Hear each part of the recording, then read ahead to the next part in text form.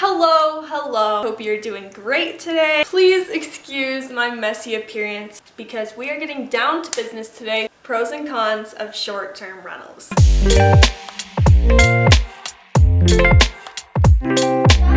So I've got some notes here about the pros and cons of short-term rentals, which is just like VRBO and Airbnb. Before we get started, hi, my name's Audrey, 21-year-old Colorado realtor, hence the straight out of Colorado shirt. I am your Colorado realtor for all of your real estate needs. Please go follow me at realestatebabe.co, Instagram, Facebook, and TikTok. Let's get started. My area is a very seasonal market. I live in Colorado, a small town by Wolf Creek ski area. Our prime time for short-term rentals is going to be in the winter and summertime. Also, I want to disclaim that I am not a short-term rental owner.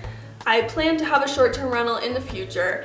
It's just not in the cards for me at the moment. Currently in my town and the surrounding towns, there is a moratorium on short-term rentals. You can't put any more in town. The houses that were already short-term rentals are able to remain short-term rentals, but you can't be adding any more because the town's sewage and water systems can't really keep up with that many short-term rentals. At least in my area, you can't really buy a house and make it into a short-term rental in town.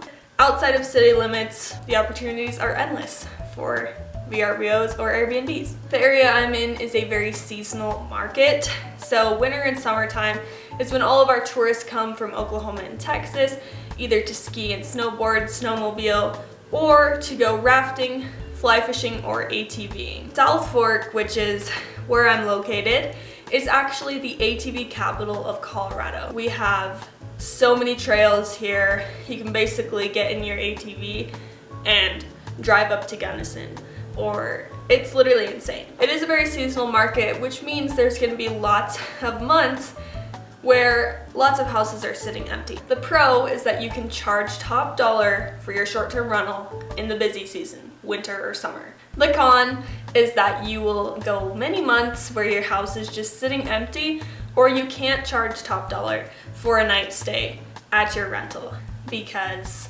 nobody wants to come here in off season.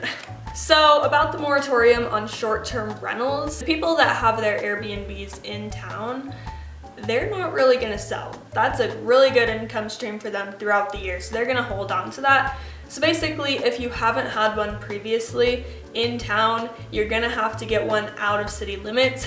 And there's a con to that because for some people, it's all about convenience and location. So being in city limits is really important to them. In that aspect, you are gonna have some competition in the short-term rental market. And this is kind of just a disclaimer, but in my area, it's like we have too many short-term rentals and not enough long-term rentals for our local families and our essential workers. Like I said, in the off season when there's all these houses sitting empty, it's really sad to see because there are some families that are forced to move out of this area because they're not able to find a place to live, which is not so good for our community, and it's not very good for the short-term rental market either. Less workers here. It's less of a luxury convenience, like having grocery stores open late, restaurants open late, all that stuff. Having long-term rentals is just as important as short-term rentals, even more so because you can be renting them every month of the year. To conclude this video, short-term rentals are a great source of income,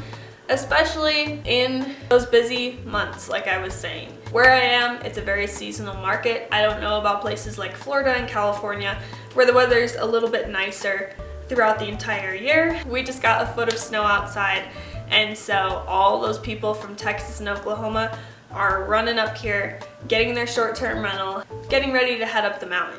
In the spring, when it's really windy and cold, all those people are gonna go back down south where it's a little warmer. But if you like this video, make sure to let me know in the comments. Don't forget to subscribe and stick around because in my next video, I'm gonna be talking about short-term rentals versus long-term rentals and which will be best for you if you are considering getting into the rental market. Thank you guys so much for watching and have a great day. Bye.